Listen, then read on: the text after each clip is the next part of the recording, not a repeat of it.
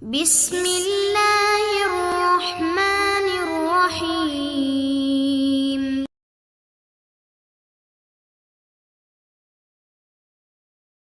Lanjutkan hadis 36. Al-haditsus sadis wa thalathun. Qilu rabbina, perkataan Rabb kita, wa innahu, dan sesungguhnya manusia, lihubbil khairi, terhadap mencintai harta, la syadidun, sungguh dahsyat. An Abi Hurairah radhiyallahu anhu qala qala Rasulullah sallallahu alaihi wasallam, qalbus syaikhi, hatinya orang tua, syabun, itu masih muda, maksudnya masih semangat, ala hubbis natain, dalam mencintai dua perkara. Pertama, hubbil aish, cinta kehidupan, maksudnya masih pingin hidup, ya, tidak mau mati. Wal mali, dan cinta terhadap harta. Hadis riwayat Muslim. Nah, hadis ini menafsirkan kata-kata wa innahu lihubbil khairi lasyadid. Sungguh dia terhadap mencintai harta sungguh dahsyat. Dahsyatnya kayak apa? Sampai tua pun tidak akan pernah berhenti dari mencintai harta. Maka kata-kata al-khair, ya, yang arti asalnya adalah kebaikan, di sini maksudnya adalah harta. Memang orang Arab sering menyebut harta dengan istilah al-khair atau kebaikan, dan itu juga digunakan oleh Allah dalam Al-Quran, tidak hanya dalam ayat ini saja. Dalam ayat tentang warisan, Allah juga menyebut kata-kata khair yang maknanya harta. Surat Al-Baqarah ayat 180. Kutiba alaikum idza hadara ahadakumul mautu, ditetapkan atas kalian ketika sudah hampir mati, in taraka khairanil wasiyah, apabila dia meninggalkan kebaikan, maksudnya meninggalkan harta warisan. Ditetapkan untuk al-wasiyah, memberi wasiat. Ini dulu ya, sebelum adanya pembagian warisan dari Allah Subhanahu wa taala. Jadi sebelum mati wajib kasih wasiat, karena hartanya ini ditinggalkan mau diberikan siapa? Nah, harus diwasiatkan. Tapi setelah adanya pembagian warisan yang adil dari Allah, maka sudah tidaklah wajib lagi untuk memberi wasiat. Itulah tafsiran untuk kata-kata lihubbil khairi lasyadid yang terkenal tafsirnya. Ada lagi tafsiran yang kedua. Perhatikan, wa innahu, dan sesungguhnya manusia, lihubbil khairi, karena cinta terhadap harta, lasyadidun, sungguh dia jadi pelit. Jadi syadid bukan diartikan dahsyat dalam mencintai harta, tapi apa? Pelit. Memang dalam bahasa Arab kata-kata syadid bisa bermakna pelit, ya. Syiddah itu kepelitan. Jadi manusia itu pelitnya sebabnya apa? Gara-gara cinta kepada harta.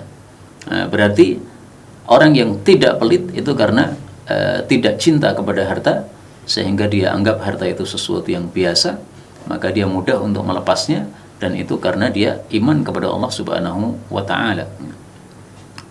Makanya Nabi mengatakan as-shadaqatu burhanun, sedekah itu adalah bukti. Bukti apa? Bukti imannya kepada Allah. Dia percaya bahwasanya apa yang dia lepaskan dari hartanya tidak pergi kemana-mana, tapi hanya disimpan oleh Allah Subhanahu wa taala untuk dikembalikan lagi kepada orang tersebut di akhirat kelak. Nah, inilah yang perlu kita resapi dalam kehidupan kita. Jangan sampai cinta kepada harta masuk dalam hati kita sehingga susah untuk melepaskan harta dalam rangka mencari pahala dari Allah Subhanahu wa taala. Karena kalau sifat kita seperti itu, berarti kita belum iman yang sempurna kepada Allah. Karena Nabi mengatakan was-shadaqatu burhan, ya, sedekah adalah bukti, yaitu bukti iman seseorang kepada Allah Subhanahu wa ta'ala. Kita lanjutkan al-haditsus sabi' wa thalathun, hadis 37. Qilu rabbina, perkataan Rabb kita, fa amma, maka adapun man thaqulat, orang yang berat, mawazinuhu, timbangan-timbangannya, maksudnya timbangan amalnya.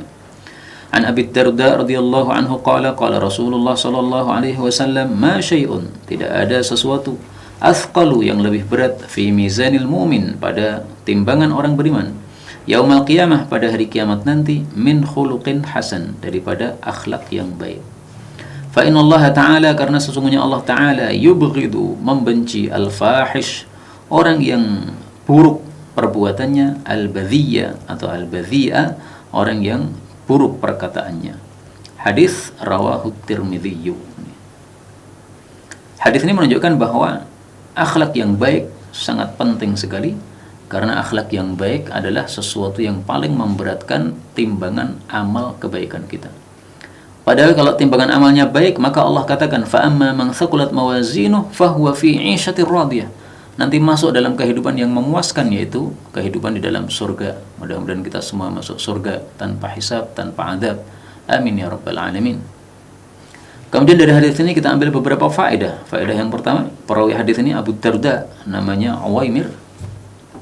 Dan Abu Darda ini memiliki julukan Hakimu hadhil ummah, orang yang bijaksana dari umat Nabi Muhammad sallallahu alaihi wasallam. Faedah berikutnya, hadis ini menunjukkan bahwa akhlak yang baik akan ditimbang nanti di akhirat, dan timbangannya sangat berat. Karena itu para ulama katakan timbangan amal itu betul-betul ada di akhirat kelak, dan yang ditimbang adalah amalan manusia.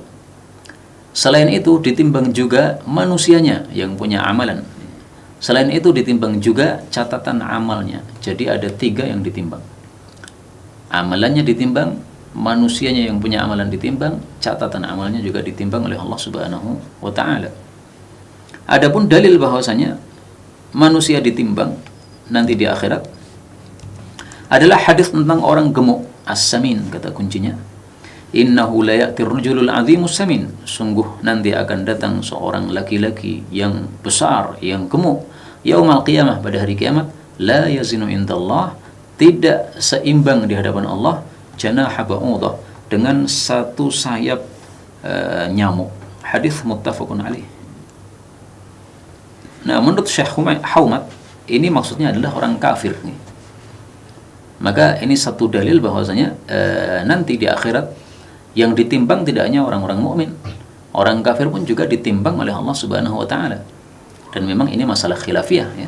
Sebagian ulama berpendapat bahwasanya orang kafir tidak ditimbang, itu pendapat Ibnu Taimiyah katanya. Adapun ulama yang lain berpendapat bahwa orang kafir pun ditimbang oleh Allah Subhanahu wa taala. Karena kalau orang kafir tidak ditimbang berarti Allah tidak adil dong. Nah, maka Allah itu kan maha adil, maka semuanya ditimbang untuk diketahui mana yang amalnya berat, amal bagusnya berat, masukkan surga, yang amal jeleknya berat, masukkan ke dalam neraka. Wallahu a'lam bishawab, dan saya lebih cenderung pendapat yang mengatakan bahwa orang kafir pun juga ditimbang oleh Allah Subhanahu wa taala berdasarkan hadis ini. Ini ada orang yang gemuk, yang besar, tapi tidak seimbang dengan sayap nyamuk. Kenapa? Karena amalannya nol, kebaikannya semuanya dihancurkan oleh Allah Subhanahu wa taala. Allah mengatakan dalam Al-Qur'an, "Wa qadimna ila ma 'amilu min 'amal faj'alnahu haba'an manthura." Kami datang kepada apapun yang mereka amalkan di dunia, kami jadikan hancur seperti debu yang berterbangan. Nah, maka sebenarnya orang-orang kafir banyak amalan. Misalnya mereka melakukan sosial ya. Ada Aceh tsunami, kemudian mereka ikut bersosial di sana ya, mengirimkan harta dan bantuan ke sana. Tapi karena tidak ada nilainya di hadapan Allah, akhirnya tidak ada beratnya sama sekali ya, dalam timbangan tersebut. Makanya dalam Al-Qur'an Allah Subhanahu wa taala sebutkan juga pada surah Al-Kahfi ayat 105. Ulaika alladzina kafaru biayati rabbihim wa liqa'ih fahabitat a'maluhum. Orang-orang kafir gugur amal mereka, fala nuqimu lahum yaumal qiyamati wazna. Maka kami tidak menegakkan untuk mereka di hari kiamat nanti akan timbangan. Ya bukan berarti tidak ditimbang ya, tapi timbangannya nol, tidak ada beratnya sama sekali, yaitu seperti tadi disebutkan tidak seberat dengan sayap nyamuk.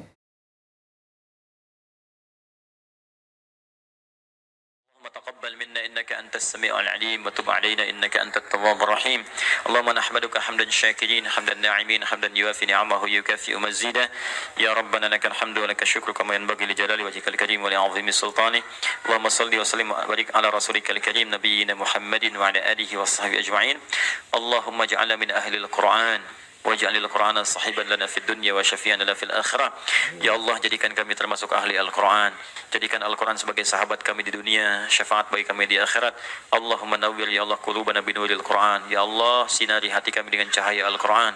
Wa nawwir akhlaqana binuril Qur'an. Ya Allah, sinari akhlak kami dengan cahaya Al-Qur'an. Allahumma nawwir hayatana binuril Qur'an, a'ilatana binuril Qur'an, quburana binuril Qur'an. Ya Allah, sinari kehidupan kami dengan cahaya Al-Qur'an. Sinari keluarga kami dengan cahaya Al-Qur'an. Sinari alam kubur kami kelak dengan cahaya Al-Quran. Allahumma ya arhamar rahimin, taqabbal minna jami' amalina salihah. Ya Allah, mohon terima seluruh amal kami, jadikan itu soleh dalam pandangan-Mu ya Rabbal Alamin. Rabbana yassir lana wa la tu'assir alaina. Ya Allah, mudahkan semua urusan kami, jangan berikan kesulitan pada kehidupan kami. La tada'lana fi maqamina hadha dhanban illa ghafartah. Jika ada pendosa hadir di ta'lim ini, jangan biarkan dia meninggalkan tempat ini ya Allah, kecuali Engkau telah ampuni segala dosanya. Wala hamman illa farajtah. Jika ada yang tengah gelisah, jangan biarkan dia meninggalkan majlis ini kecuali Engkau telah tenangkan keadaan hatinya. Allahumma wala maridan illa syafaitah. Jangan ada ya Allah orang sakit di tempat ini kecuali Engkau sembuhkan penyakitnya. Allahumma ya Allah, Rabbana atina fid dunya hasanah wa fil akhirati hasanah wa qina adzabannar. Bifadlika subhana rabbika rabbil izzati amma yasifun. والسلام على المرسلين وآخر دعوانا سبحانك اللهم وبحمدك أشهد أن لا إله إلا أنت نستغفرك ونتوب إليك والحمد لله رب العالمين ثم السلام عليكم ورحمة الله وبركاته.